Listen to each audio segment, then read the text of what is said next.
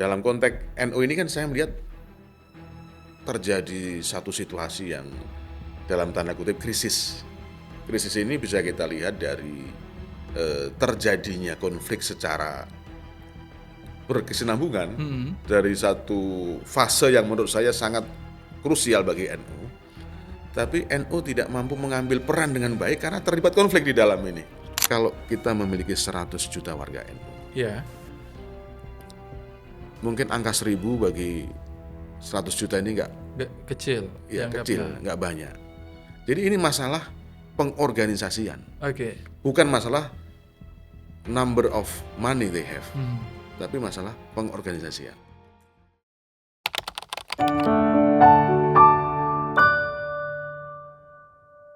Assalamualaikum teman-teman Ruang Publik, warga NU dimanapun berada, selamat datang di 1 bulan terakhir menjelang Muktamar. Kita akan membicarakan soal Muktamar. Kenapa Ruang Publik banyak membicarakan soal Muktamar? Pertama, karena NU itu anggotanya konon 59% dari populasi Muslim di Indonesia. Jadi populasinya banyak sekali. Yang kedua, saya kader NU. Jadi kita akan banyak bicara soal situasi yang berkaitan dengan NU. Dan yang ketiga adalah momentumnya, konon ada banyak orang yang meyakini kalau kita berhasil memperbaiki NU, sebagian besar masalah bangsa selesai. Jadi di beberapa momen terakhir nanti, beberapa waktu ke depan, Ruang Publik akan membicarakan masalah-masalah atau isu-isu seputar Nahdlatul Ulama berkaitan dengan kandidasi dan isu-isu yang perlu dinaikkan untuk menjadi gagasan utama Nahdlatul Ulama periode depan. Nah, pada kesempatan kali ini saya punya tamu. Beliau adalah mantan Ketua Umum PBPMII tahun 2005-2008. Waktu saya masih mahasiswa baru itu. Lalu kemudian beliau juga aktif di Serbu Musi, ISNU, ada banyak sekali organisasi yang didirikan pasca itu. Ada MDHW, Barak Bangsa, dia juga pernah ada di PBNU di Wasekjen, if I'm not wrong. Lalu kemudian kita banyak mengenal dia sebagai aktivis muda NU yang pada momen kali ini sudah mendeklarasikan diri untuk menjadi calon ketua umum PBNU, men-challenge Kiai Haji Yahya Khalil Stakuf, dan siapa yang sudah declare lagi? Kiai Haji Yusuf Hudori dan Gus Salam. Mas Heri Azumi. Ketemu juga akhirnya. Aduh. Dari semua kandidat sampai paling muda nggak Mas? Ya paling muda. Secara usia paling muda. Secara usia paling muda. Ya. Secara pengalaman kita diskusi. Aduh, Mas Heri, lama sekali kita nggak bertemu ini. Tiba-tiba namanya keluar di persiapan di isu-isu kandidasi Ketua Umum PBNU. Ya. Dahsyat ini. Gebrakannya luar biasa ini. Kalau kata anak-anak sekarang, ada-ada aja gebrakannya. Iya. Apa yang membuat ini, Mas? Tiba-tiba, this is my time gitu. Wiswayai katanya. Wiswayai, kayak kata Bu Hovifa, Wiswayai. Iya. Jadi gini, Mas Rozali, saya itu kan pemerhati beberapa podcastnya Mas Rozali. Oke. Dan terinspirasi sebenarnya. Oke. Terinspirasi dari bagaimana kita mengambil solusi atau mencari solusi. Saya ini terinspirasi dari cara berpikir dan cara bertindak siapapun sebenarnya untuk mencari solusi dari apapun masalah yang ada. Nah, dalam konteks NU ini kan saya melihat terjadi satu situasi yang dalam tanda kutip krisis. Krisis ini bisa kita lihat dari terjadinya konflik secara berkesinambungan dari satu fase yang menurut saya sangat krusial bagi NU. Tapi NU tidak mampu mengambil peran dengan baik karena terlibat konflik di dalam ini. Saya baru belum masuk padahal ke konflik ini. Ya, karena ini kita bicara tentang background Ya, situation siap. ya, situasi yang melatari kenapa kemudian kayak ada panggilan, loh, Mas Heri kamu itu mantan ketua umum PMI loh, kenapa kamu nggak cawe-cawe? Nah, ini yang kemudian saya diskusi dengan beberapa senior ya. Ada teman-teman dari ISNU, dari teman-teman ex-PBNU, dari ex-PMI, semua bicara. Memang PMI itu kan dikader untuk menjadi pemimpin di NU dan di bangsa ini. Why not kita bicara tentang solusi untuk memberikan pemecahan masalah-masalah yang ada di dalam krisis kita ini. Saya anggap krisis saja ya, karena krisis ini menandai satu fase di mana kita gagal untuk melakukan reorientasi. Jadi kalau suatu kelompok itu gagal reorientasi, dia akan mengalami krisis. Dan itu suatu yang niscaya dalam setiap organisasi. Ada fase dia lahir, tumbuh, mengalami akselerasi dan seterusnya, sampai dia pada satu titik stagnasi. Nah, stagnasi namanya krisis. Kalau dia berhasil kemudian mencari way out dari stagnasi ini, nah dia akan selamat dan akan naik lagi. Di NU ini krisis memang sudah terjadi berkali-kali ya. Iya. Pengalaman 100 tahun. Udah 100 tahun berkali-kali. Dan dalam satu teori tentang gelombang panjang dan pendek, krisis, konflik apapun itu sesuatu yang lumrah. Masalahnya adalah dari NU ini, why not kita mengelola krisis dengan baik. Sehingga kemudian kemarin kita lihat satu titik di mana terjadi konflik yang demikian terbuka di publik antara para pemimpin kita. Para pemimpin yang semestinya kalau dari sisi kami yang di luar itu bisa diselesaikan dengan musyawarah, dengan membangun konsensus, membangun kesepakatan. Dan kita gagal untuk. Kenapa kita gagal itu, Mas? Ya, ini yang panjang nanti harus kita diskusikan dalam beberapa titik ke depan. Gagalnya menurut saya adalah karena kita tidak mampu bergerak dari kemapanan dunia lama NU, di mana pemimpin itu dipuja, pemimpin itu mendapatkan privilege, tapi tidak menerima atau tidak memberikan satu ruang kritik, ruang untuk berbenah di situ. Memang di dalam traditional society, privilege itu sesuatu yang given ya, karena tribal society itu selalu berpegang pada namanya chief of the tribe. Nah, ya kan, ini kalau bicara sosiologi. Chief of the tribe itu menjadi pemimpin memang. Tapi ketika zaman bergerak, zaman berubah, tribal society ini juga harus berubah. Kita ini kan paguyuban sebenarnya. Paguyuban yang sedang berproses menuju patembayan. Nah, kita belum bergerak kepada organisasi. Kita masih bergerak pada level penghormatan yang berlebih kepada pemimpin. Tapi kita tidak berusaha untuk membuka ruang kritik dan ruang perbaikan dari sisi manajemen organisasi. Itu. Nah, ini tantangan bagi kita menurut saya. Menarik ya. Ini memang eranya kan ada beberapa perubahan ya. Saya ngikuti dari zamannya Pak Said kan waktu itu. Kiai Said zaman 2000 terakhir kan 2021. 2021 sebelum Muktamar. Ada beberapa perubahan seperti yang dilakukan oleh Gus Yahya ketika jadi ketua umum. Pandangannya ada penebalan di isu internasional di antaranya, lalu kemudian di mekanisme berorganisasi ada persuratan yang mulai digitalize dan seterusnya, dan kalau dari teorinya Mas Heri itu tadi perubahan-perubahan itu yang sedang terjadi itu. Nah, masalah begini, perubahan itu tidak hanya ada pada level elit. Ketika kita melakukan modernisasi organisasi, apakah jamaahnya, apakah anggota grupnya, anggota tribe-nya itu bergerak bersama dengan perubahan itu. Jadi menurut saya perubahan itu tidak bisa hanya sekedar memperbaiki metodologi persuratan. Walaupun itu menjadi salah satu cara ya untuk melakukan perubahan. Tetapi tidak sepenuhnya terrepresentasi di dalam perubahan mekanisme organisasi yang lebih modern. Nah, ini adalah the change of mindset, the shift of mindset yang harus kita pikirkan. Nah, kita menyaksikan di NU ini kan namanya varian-varian NU itu luar biasa beragam. NU di Jawa, di luar Jawa itu berbeda. Ini memiliki culture, memiliki karakteristik yang harus diakomodir di dalam transformasi ini kan. Nah ini yang menjadi PR karena transformasi tidak bisa dilihat dari hanya sekedar 5 years of the period of the leadership ya. Kita harus melihat dari sisi planningnya.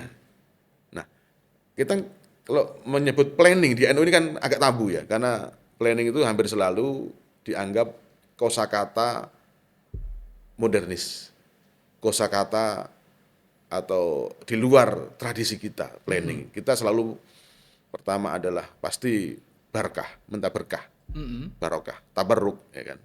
Dunia kita dunia tabarruk karena kita survive ratusan tahun budaya Islam Indonesia ini kan karena ada sisi kita mengambil berkah, ngalap berkah kepada para wali, kepada para ulama, kepada para pendahulu. That's okay karena itu modal sosial. Ya. Tetapi kemudian modal sosial ini harus ditransform menjadi the power. Power itu bukan power kekuasaan dalam pengertian politik ya. Power ini adalah social power. Nah, ini yang harus kita perkuat lagi. Ya.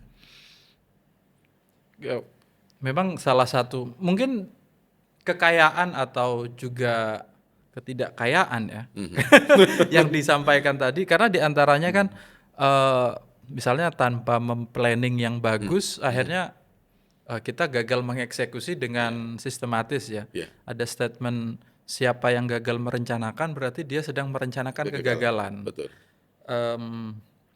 Dan kayaknya atau kemarin sepertinya di Munas Konbes di Peloso itu sudah ada roadmap Mas. Yes. Ada roadmap sampai 2040 atau 2050. Ya.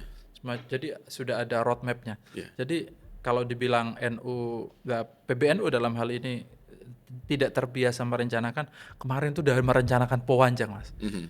Ya mantap lah itulah. Ya. Ya. Sudah mantap sekali itu. Artinya kan kita ngelihat perubahan ya. Kalau zamannya Kiai Said kemarin berdiri kampus-kampus banyak, ya kan? Betul. Yang selalu disampaikan beliau itu ada 30-an atau berapa puluh kampus UNO itu. Lalu sekarang kan ada kegiatan-kegiatan internasional. Yes. Ada R20, ada ASEAN, ada Halaqah Fikih Peradaban misalnya. Yeah. Itu yang sedang dibangun. Kira-kira Gus Yahya atau PBNU dalam hal ini itu ingin menempatkan diri di posisi yang strategis di kancah pembicaraan peradaban Islam dunia. Ya. Mas Heri juga concern kayaknya terhadap isu itu. Ya. Tadi kalau kita bicara tentang perencanaan tadi, memang kalau di dalam kosakata para ulama itu ada namanya tajdid ya. Walaupun dalam konteks NU tajdid itu terlalu Muhammadiyah katanya. Ya, betul. Yang ada kita itu Ihya Turas mungkin ya. Kayak gitu semacam itu. Jadi tapi kita selalu berbicara tentang namanya generasi 100 tahun. Oke. Tajdid atau perubahan pembaruan dalam satu time frame 100 tahun. Memang itu mestinya diturunkan dalam sebuah roadmap atau blueprint yang mengacu kepada capaian-capaian itu. Hampir selalu kelompok-kelompok strategis besar yang survive more than 100 years itu pasti memiliki cara pandang seperti itu, long term view ya. Nah ini yang terjadi. Saya kira apa yang dilakukan oleh Gus Yahya dengan membangun sebuah platform agar NU bisa berdedikasi secara global melalui R20 dan seterusnya sampai ke fikih hadoroh, fikih hadori ya, itu menurut saya luar biasa. Dan memang harus dilanjutkan dari sisi pandangan-pandangan strategis itu. Cuman kemarin yang membuat ini menurut saya agak terluka adalah konflik itu. Nah, jadi cara pandang Gus Yahya bahwa NU itu harus masuk ke dalam namanya alternative world ya. Tadi saya cerita tentang bagaimana dunia hari ini sedang mengalami krisis. The crisis of capitalism, crisis of the liberal order. Yeah. Ini sebenarnya sudah mau dijawab oleh NU dengan namanya membangun sebuah fikih peradaban. Kenapa fikih peradaban? Karena memang sejatinya NU itu ditunggu kontribusinya, jawaban-jawabannya terhadap krisis global hari ini. The question is, apakah para ulama kita memiliki structural knowledge tentang krisis hari ini? Itu kalimat berlebihan nggak ya Mas ya? Iya.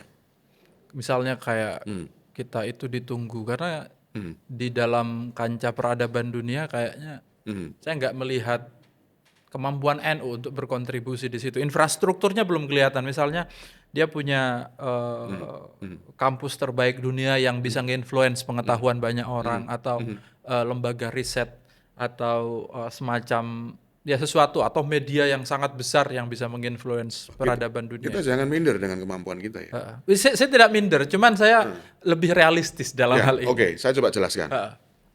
Satu ya, kita memiliki namanya lapis sosial yang begitu tebal ya. Di Indonesia, Di Indonesia, lapis sosial yang begitu tebal, yang kemudian diabsorb, diserap oleh masyarakat kawasan Asia Tenggara aja. Oke. Yang namanya Islam Nusantara yang sempat digagas oleh dua ketum kita, yaitu Yai Said dan Gus Yahya, Oke. itu sebenarnya adalah visi geopolitik sebenarnya. Oke. Ya, visi geopolitik yang berusaha melihat dunia Islam yang sedang mengalami krisis, berhadapan dengan Western civilization. Nah, saya ingin bicara tentang potensi kita. Tadi ada saya sebut namanya lapis-lapis kesadaran dan intelektualitas yang bertumbuh. Di Indonesia itu Islam sudah hadir lebih dari 500 tahun ya. Artinya ini histori dalam jangka panjang. Tidak bisa kita abaikan bahwa kemudian ada berbagai tafsir ya. Karena Belanda ini kan ketika meninggalkan Indonesia kan memberikan tafsir-tafsir, memberikan pemaknaan-pemaknaan sejarah itu sesuai dengan kepentingan Belanda. Nah, kita sendirilah yang mereproduksi sejarah itu dengan menyebut namanya entitas Islam Nusantara itu yang pengaruhnya tidak hanya di Indonesia, sampai Singapura, Malaysia, Thailand, Brunei, Filipina, dan kawasan ASEAN secara keseluruhan.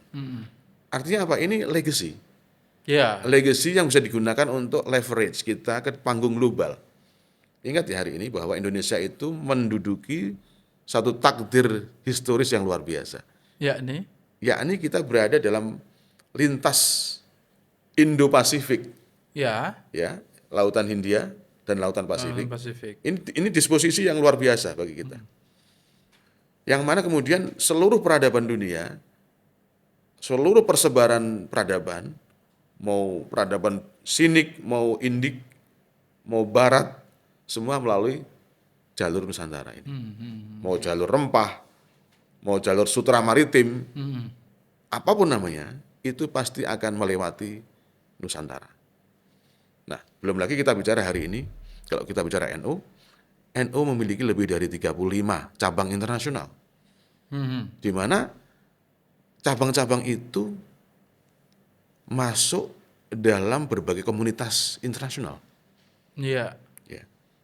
Kita punya cabang-cabang istimewa di Eropa, di Afrika Utara, di Middle East, di Amerika, di Asia Timur, semua sudah ada. Jadi dengan modal sosial yang besar dan klaim historis yang kuat tadi, plus infrastruktur diaspora kita, katakanlah, mestinya itu menjadi modal lanjutan untuk kita mengatakan bahwa memang kita mampu muncul di dalam memberikan jawaban-jawaban atas krisis global tadi. Ya. Masalahnya yang tadi saya sebut adalah apakah kita terbiasa membicarakan krisis ini di dalam diskurs internal Nahdlatul Ulama yang melibatkan banyak orang itu ya. Ya. Misalnya PCI tadi Anda sebut. Iya. Dengan kualitas yang oke lah ya. Oke.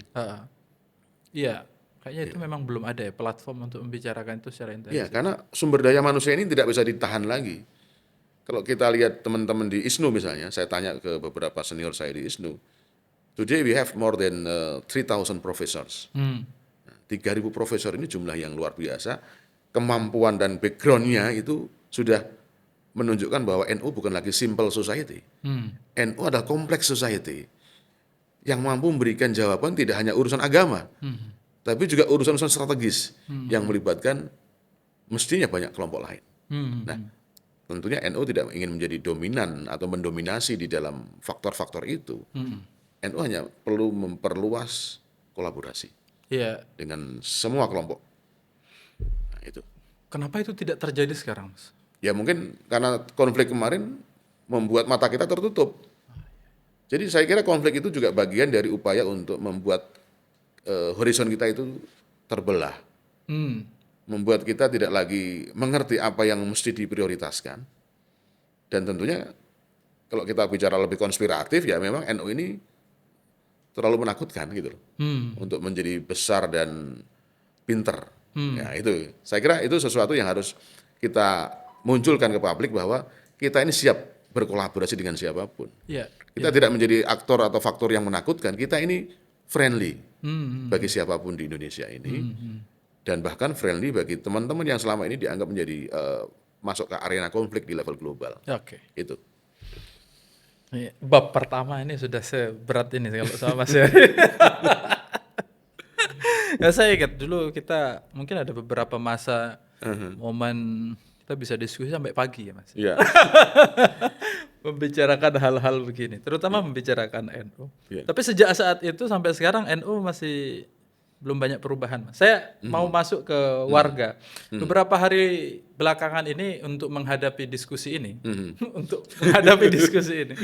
saya harus mencari lagi naskah-naskah. Misalnya saya baca tulisannya Kiai Sahal Mahfud untuk merasakan kegelisahannya waktu itu di buku fikih sosial itu kan.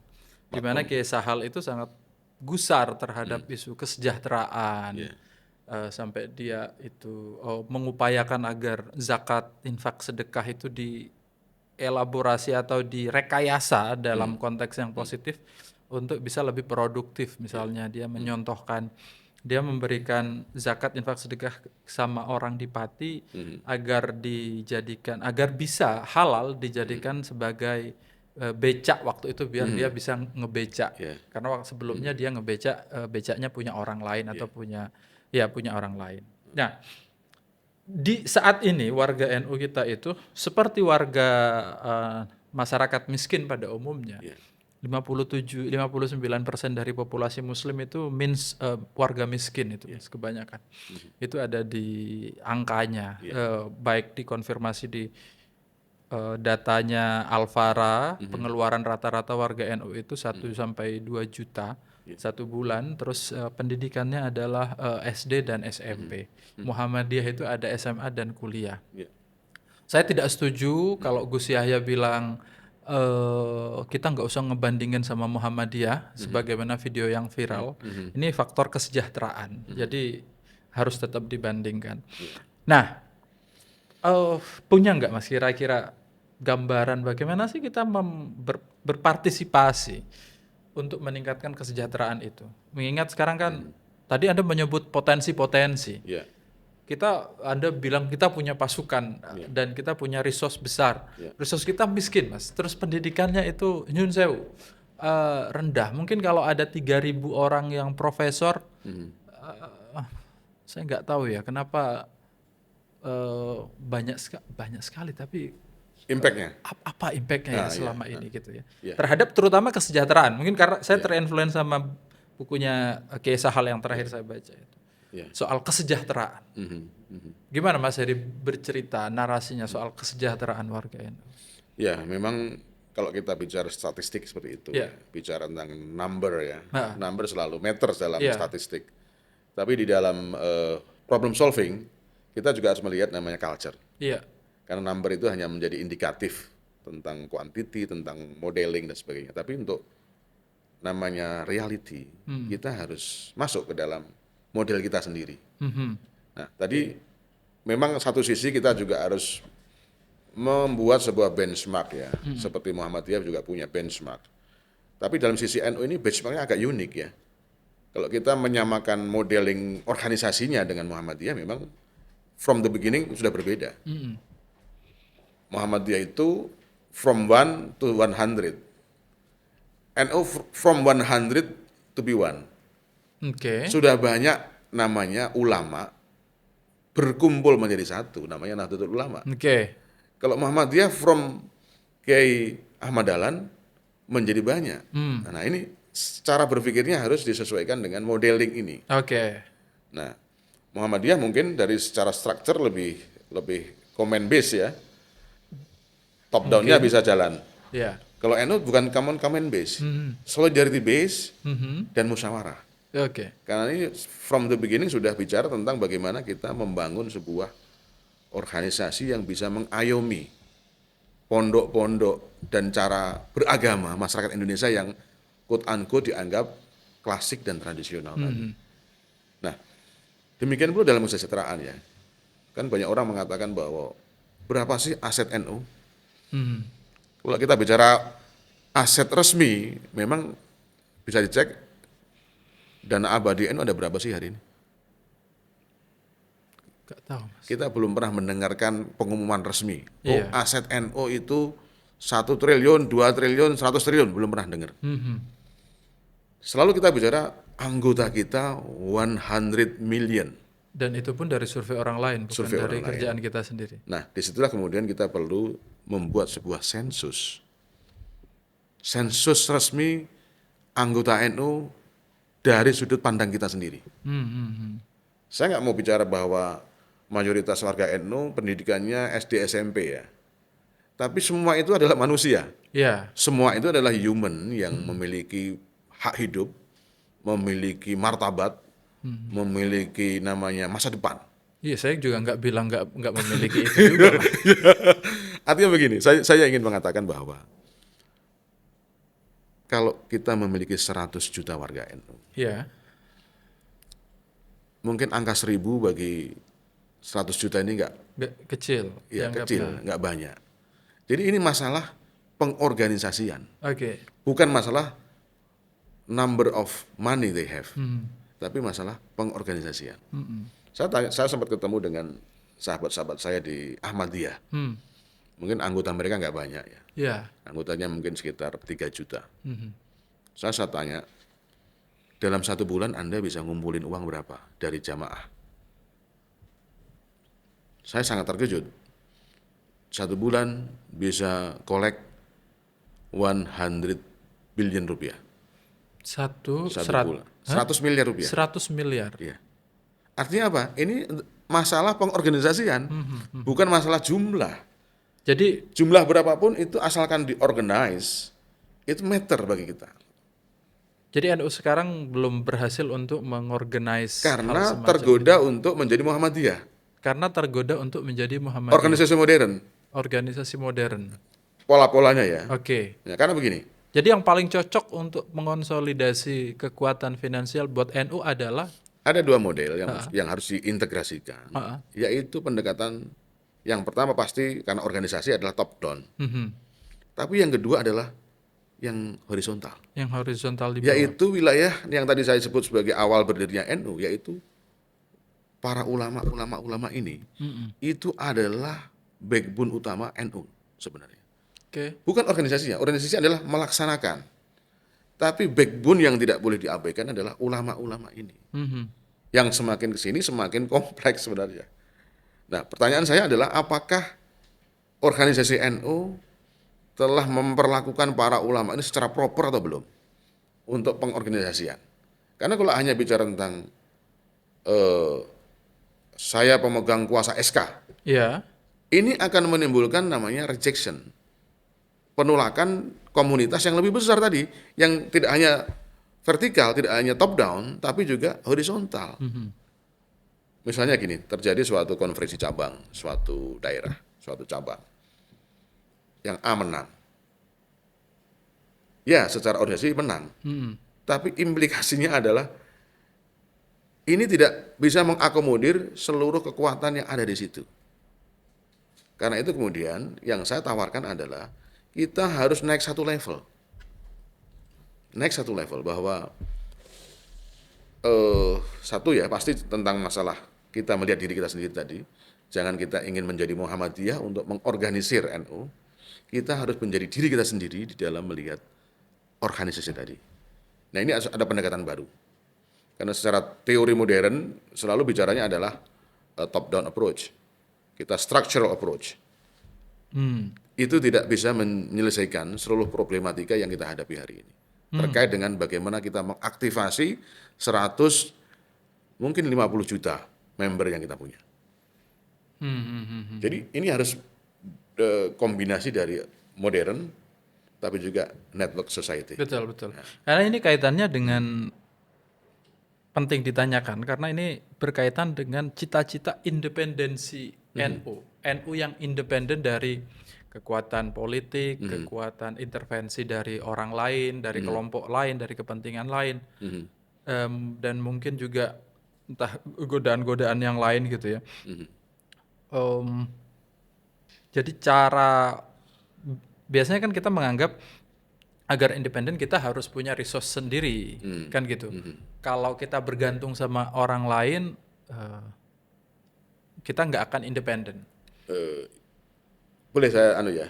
Iya, silakan. Karena gini, kalau kita bicara, ini kan kosakata ya. Iya. Kosakata itu seringkali membuat kita terjebak juga.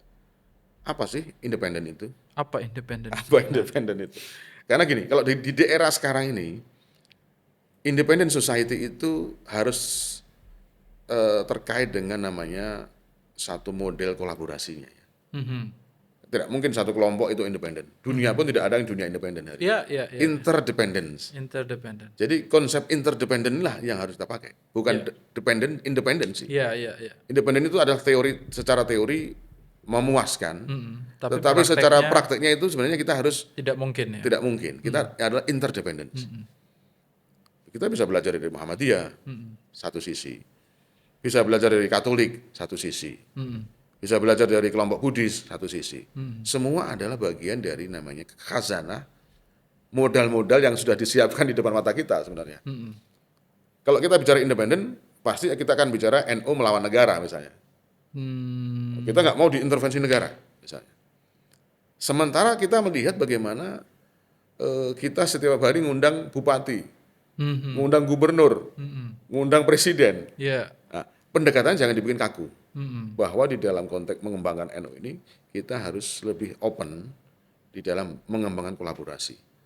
Bagaimana kontrolnya? Kontrolnya bahwa blueprintnya harus dari dalam.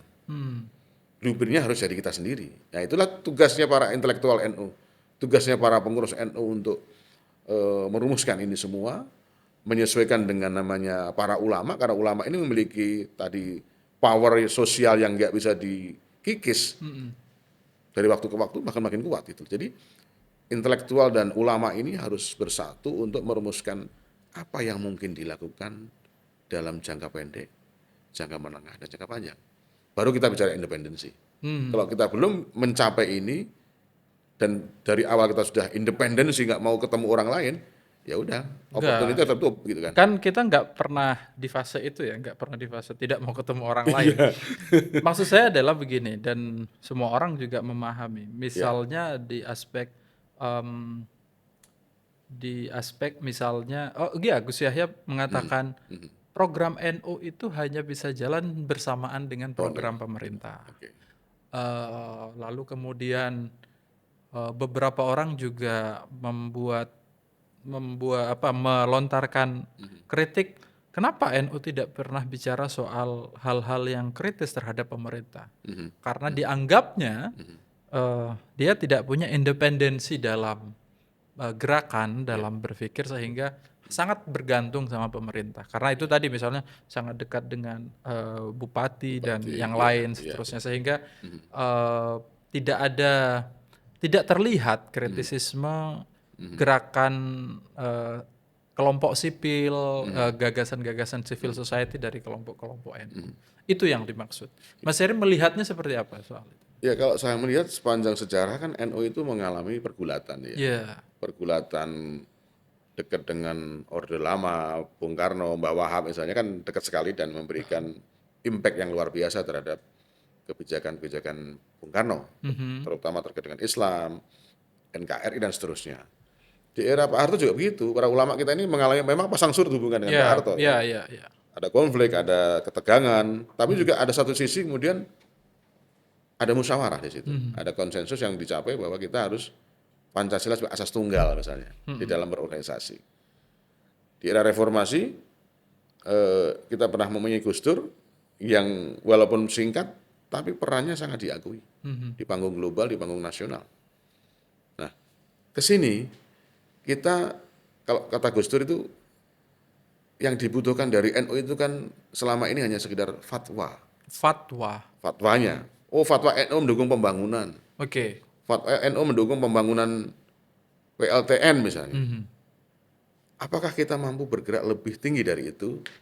Bukan sekedar memberi fatwa, tapi kita yang membuat kajian, membuat pikiran-pikiran.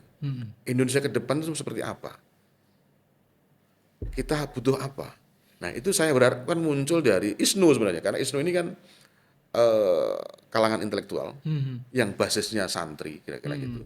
Jadi memiliki keterkaitan dua dunia, dunia santri dengan dunia baru yang berkembang setelah muncul di luar gitu. Nah, dalam konteks hubungan tadi yang Mas Rozali sampaikan bahwa NU itu butuh negara, itu juga bisa dibalik. Negara butuh NU. Jadi dalam konteks interdependensi tadi, butuhnya NU itu karena NU butuh negara. Atau negara butuh NU. Jadi harus dilihat hubungan itu selalu dua arah. Ya. Tidak satu arah. Oh, kita butuh restu pemerintah untuk siapa ketum PBNU besok. Oh Gitu. iya, kan kemarin kan ada gitu yang kan. bilang begitu. Bisa juga begini, Pak Prabowo butuh NU. Sehingga dia harus memastikan bahwa NU itu selalu inline dengan pemerintah dan pemerintah inline dengan maqasidus syariah yang ditetapkan oleh para ulama, kan gitu. Coba kita bikin satu model dua arah. Saya yakin Pak Prabowo juga saya kira akan melihat itu karena realitas politik bahwa Indonesia ini mayoritas Muslim, di mana ulama adalah kunci, pilar utama di dalam berkomunikasi dengan komunitas ini, dan tentunya kalau udah kita bicara program politik kan bagaimana nyambung dengan konstituensi kan gitu kan. Iya. Nah, jadi NU bisa dikatakan butuh negara to some extent ya. Ya. Tapi juga negara butuh NU. Ini yang harus saya tekankan secara agak khusus. Sehingga kemudian cara kita berkomunikasi itu lebih dialektis. Itu NU, negara butuh NU itu di beberapa momen itu, Mas. Iya. Karena kalau beberapa momen itu ya kita bicara masa lalu ya. Tapi saya ingin masa depan. Oke. Butuhnya bukan hanya memberi fatwa, tapi butuhnya karena NU memiliki modal sosial, memiliki modal intelektual, memiliki SDM yang berpikir tentang bangsa dan negara itu jauh ke depan. Jadi siapapun yang akan menjadi pemimpin negeri ini pasti akan menengok pada NU. Karena memiliki karya pemikiran dan kreativitas yang jauh itu. Dan itu mungkin by SDM karena memang sudah banjir intelektual itu udah terjadi seperti yang dulu disampaikan Cak Nun ya, pada era-era 90-an akhir, bahwa akan datang satu masa di mana akan ada banyak lahir kaum intelektual di NU. Nah, ini yang sedang kita alami hari ini, tapi kita jangan sampai gagal di dalam merumuskan orientasinya gitu kan. Ya. Nah, itu. Saya nggak tahu ya, Mas. Saya terlalu manajerial atau ini ya. Karena yang saya yakini jika kita punya tujuan ke satu tempat, misalnya ISNU mau melahirkan gagasan yang kritis atau gagasan soal perubahan NU gitu ya, dan sekarang sampai sekarang belum, itu kalau saya melihatnya pertanyaannya apakah ada resource investasi yang ditaruh di situ untuk menjadi program itu, misalnya ada kayak investasi berapa miliar untuk ditaruh di situ sebagai mesin untuk menjalankan itu. Karena kalau tidak kan ya sudah jadi kumpul-kumpul aja gitu. Yeah. Sebagaimana organisasi kebanyakannya gitu ya. Jadi itu juga yang saya rasakan. Kenapa kita tidak pernah bicara misalnya roadmap perubahan, misalnya kesejahteraan warga NU itu tadi.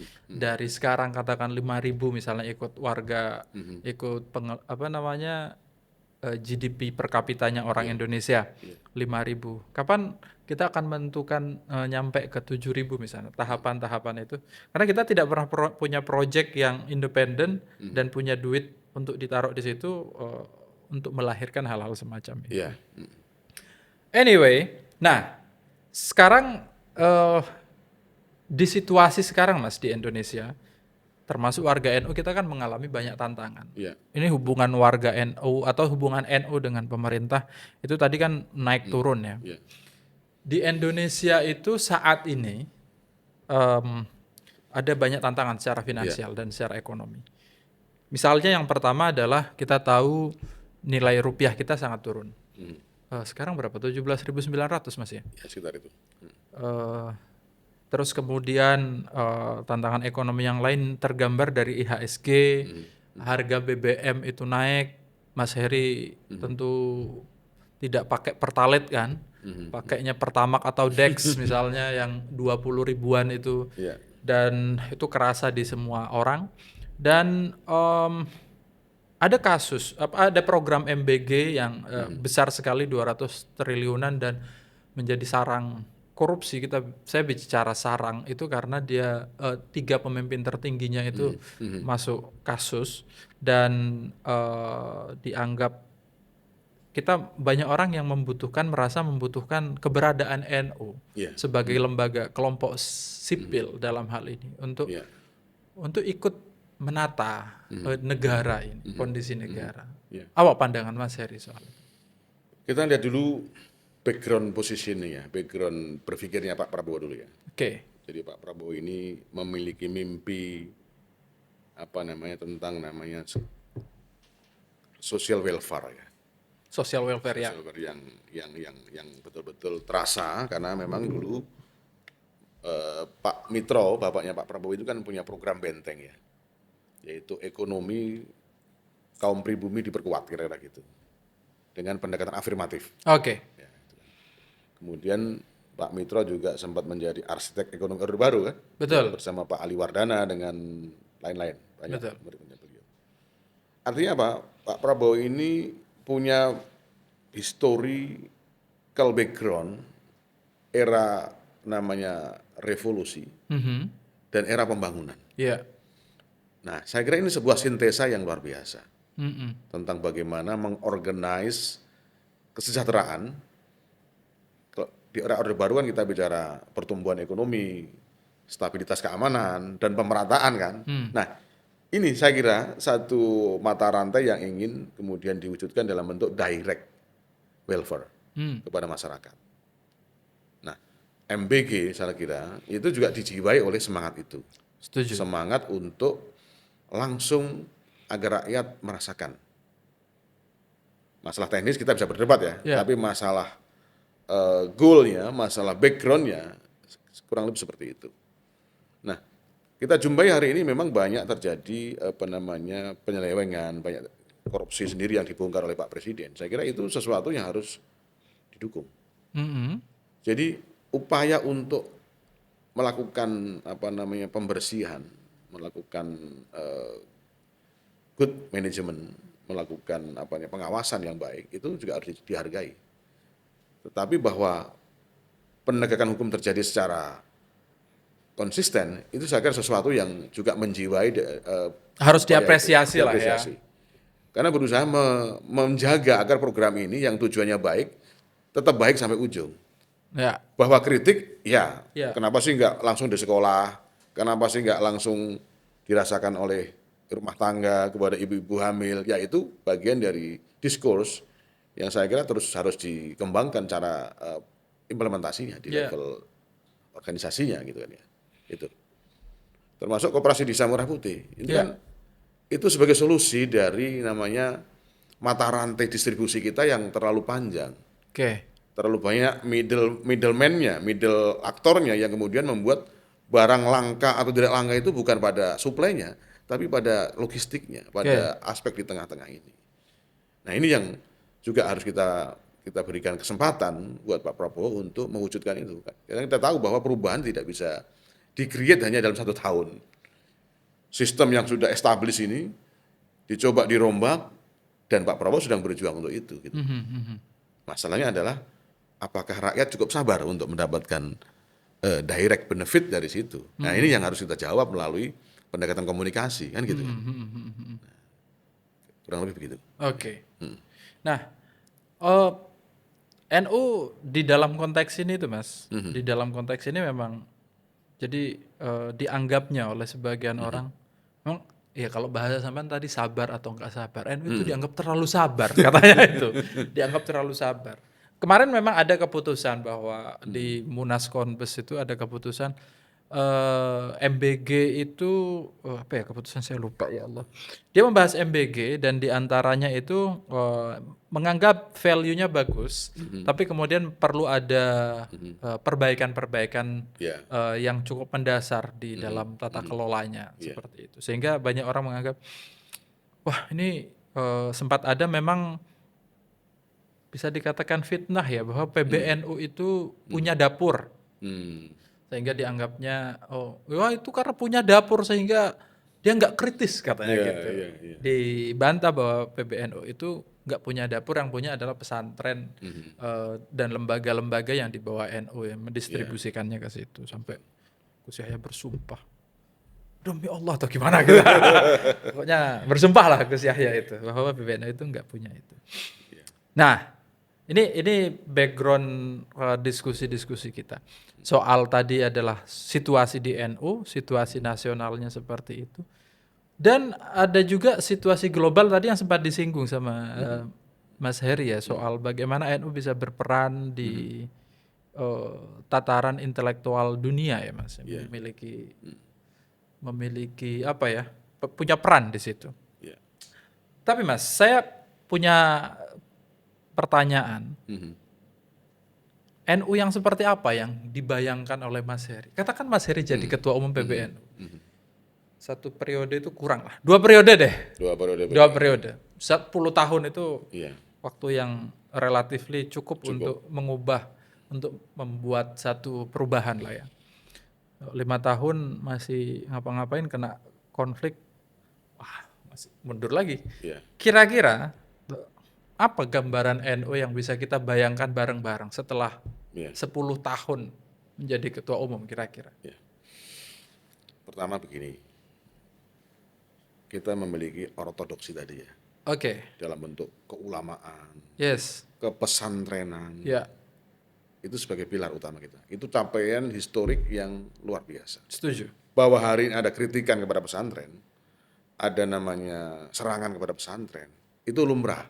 Ya, Karena memang waktu itu adalah ruang kita untuk melakukan evaluasi. Jadi yang harus kita jaga adalah lembaga penjaga nilai yang Ya. namanya pesantren. Tidak hanya mungkin NU ya, satu-satunya organisasi yang memiliki lembaga yang menjaga nilai-nilai, yaitu pesantren tadi.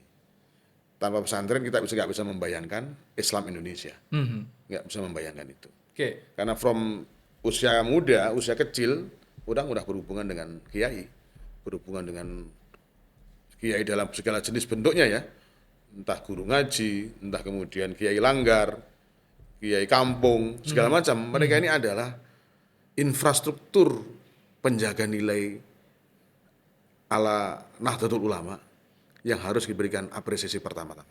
Oke. Jangan ditinggalkan. Mereka adalah backbone organisasi kita. Yang kedua, yang harus kita juga rumuskan adalah bagaimana NU berdedikasi kepada publik yang lebih luas, bukan hanya sekedar kepada warga NU, tapi juga dedikasi kepada warga bangsa.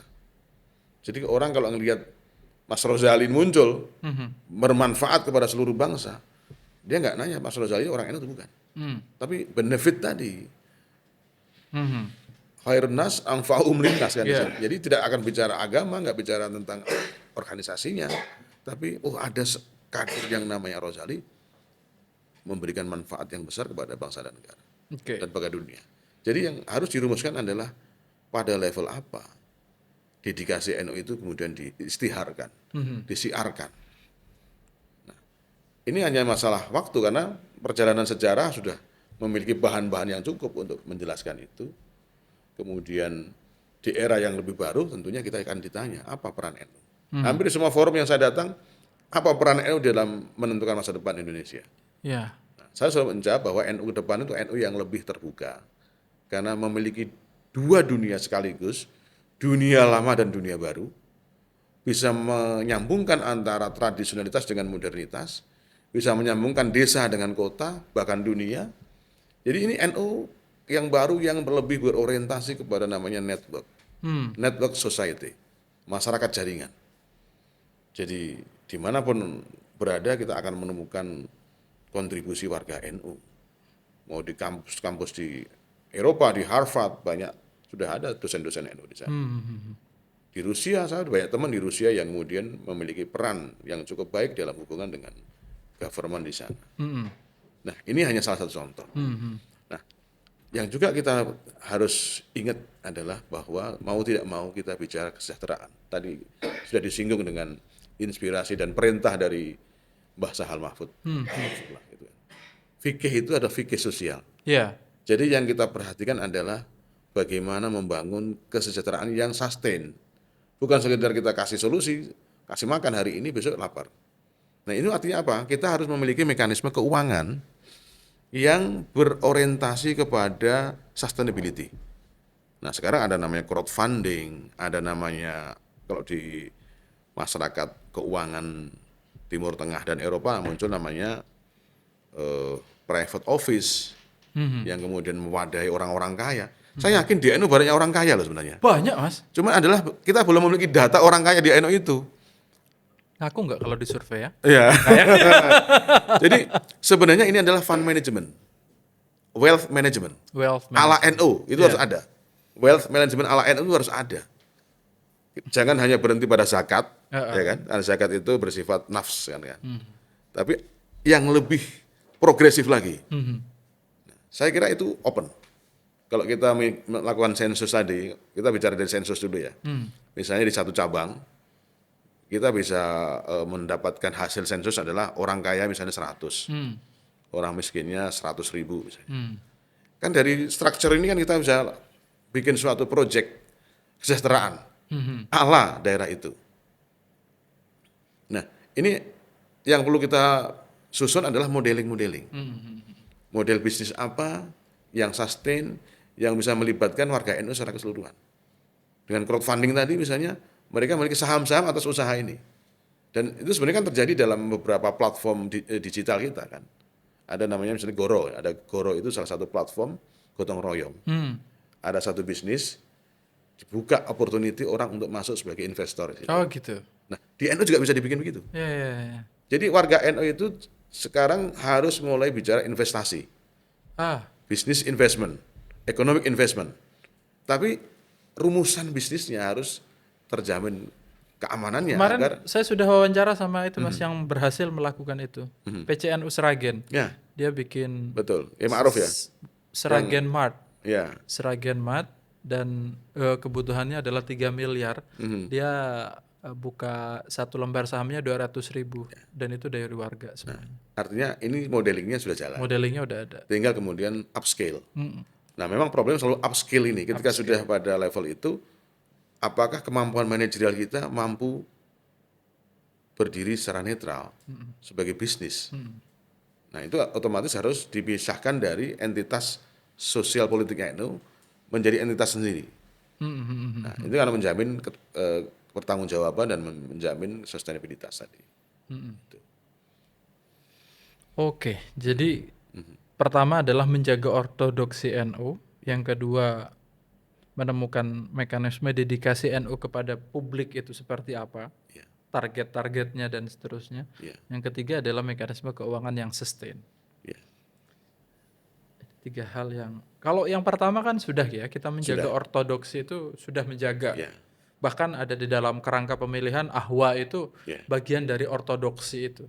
Kita menjaga value keulamaan, menyerahkan, kalau pakai Lampung kemarin ya, pemilihan sosok tertinggi di dalam NU yaitu Rois Am kepada ahwa yang hanya terdiri dari 7 atau 9 orang itu. Nah, diserahkan, dipilih, kemudian nah ya kalau itu sudah selesai, penghormatan terhadap pesantren misalnya. Bahkan sekarang ada isu lagi muktamar harus di pesantren biar meningkatkan ya itu tadi ortodoksi keulamaan itu, pengakuan terhadap ortodoksi keulamaan. Dedikasi pada NU dan dedikasi pada publik dan mekanisme keuangan yang sustain. Menarik ini Mas. Karena bagian terakhir juga ya NU urusan itu yang nggak sustain biasa. Karena gini, with great powers comes great responsibility. Artinya kalau kita bicara Gus Dur ini kan selalu responsibility, bagaimana menjaga minoritas, bagaimana menjaga yang lain. Nah sekarang waktunya kita menjaga totalitas. Totalitas. Gitu. Kadang-kadang memang ada yang bercanda begini, Mas. Orang NU, anak muda NU ini katanya pendapatannya nggak seberapa, merasa tanggung jawabnya besar sekali. Tanggung jawabnya itu, sense of social responsibility itu besar sekali katanya. Nah itu artinya positif. Positif. Tapi berat itu.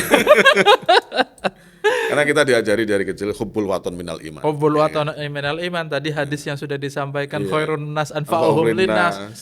Jadi yang itu terus yang lebih menancap itu, Mas. Iya. Jadi hadis-hadis soal Anda harus kaya itu sedikit kita hafalnya itu. Ya kita bikin yang banyak. Maksudnya kita expose yang lebih Kita banyak. expose, iya, Karena iya. sahabat-sahabat Nabi yang utama di antara kan Utsman bin Affan. Betul. Yang sumbangannya itu besar sekali kan pada perjuangan kan. Jadi gimana Mas Arif pencalonannya ini? Kalau tidak salah terakhir di Lampung ada suara 537 suara Iya. sebelum pemekaran. Sekarang Iya. sudah ada pemekaran. Iya. Kayaknya udah keliling-keliling kemarin. Sekarang suara kan kurang lebih 590-an ya. 590-an ya. Suara. Jadi kami ini terus terang mentarget suara-suara kaum progresif di NU. Oh, oke. Tanpa meninggalkan yang quote unquote konservatif. Karena konservatif dan progresif itu sebenarnya istilah aja. Istilah aja. Tapi kami melihat bahwa di bawah itu di kalangan masyarakat NU secara umum, di kalangan para ulama yang saya temui, saya sowan-sowan, rata-rata mengharap ada perubahan. Oke. Bukan apa-apa karena memang gagalnya rekonsiliasi secara total antara yang para pihak yang konflik kemarin itu membutuhkan namanya darah baru.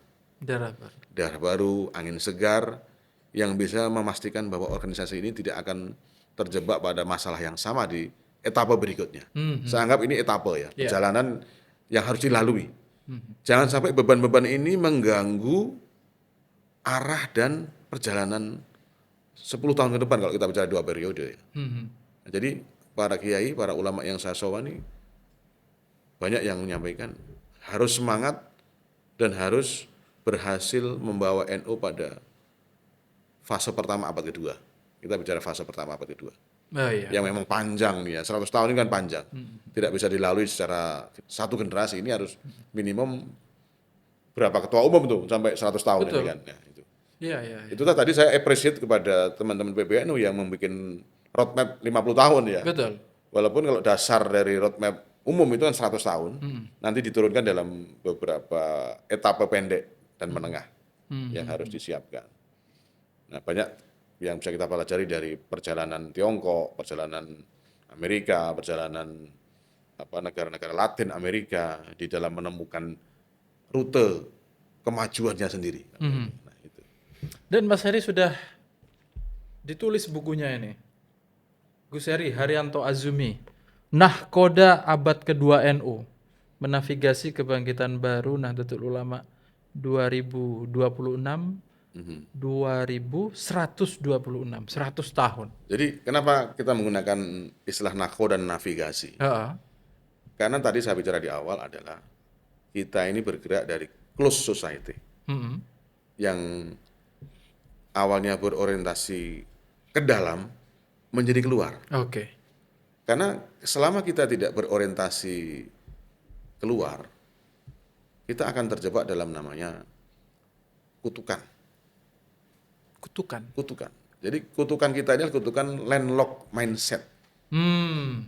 Landlocked mindset itu kita hanya melihat daratan saja, daratan dalam saja.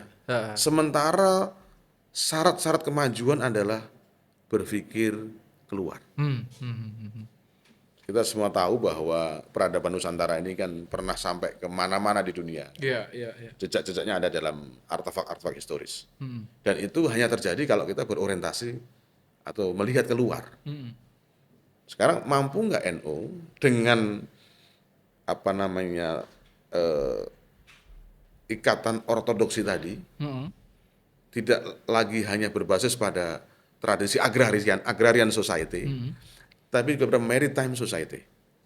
Maritime tidak berarti mengabaikan agraris society ya. Kita bicara masalah bagaimana movement, kita bicara masalah outlook, yang lebih keluar, memberikan kesempatan untuk kita melakukan pertukaran pengetahuan, pertukaran namanya kemakmuran dan sebagainya. Oke. Siap. Wah, Ya. berat sekali memang ini. Namanya juga membawa organisasi yang anggotanya sebanyak itu ya. Ya. Jadi dibutuhkan pikiran-pikiran besar. Tapi ini yang saya lakukan ini Pak Heri tentang podcast dan wawancara dengan kandidat-kandidat ketua umum adalah sebenarnya berupaya untuk menggali apa sih cita-cita yang ingin dibawa oleh calon ketua umum itu, sehingga ini kan anggota itu kan kita nggak mungkin nyamperin 100 juta orang itu, atau sebagian kecilnya saja itu susah sekali, banyak. Sehingga gagasan itu bisa tersampaikan melalui platform YouTube atau platform video ini, dan yang lain bisa ngerti, oh kalau Gus Heri itu arahnya ke sana. Saya cocok ini. Yang kurang ini kayaknya, nanti kan bisa berkomunikasi. Saya kira dengan modeling kita yang kolaboratif tadi ya, kita ini kan sudah membiasakan diri untuk tidak menjadi aktor utama sebenarnya. Kita semua ini sedang bicara dalam satu meja bundar, di mana kemudian masing-masing sudut itu memiliki peluang dan kesempatan yang sama untuk memberikan gagasan. Dan di NU saya kira itu harus ditradisikan. Iya, betul. Dengan sejak awal berdiri sebagai representasi dari sekian banyak ulama yang memiliki akar di Nusantara ini. Jadi itu harus dilestarikan. Musyawarah itu harus dilestarikan. Itu saya kira. Termasuk untuk menemukan jalan keluar atas konflik akut ini ya. Iya.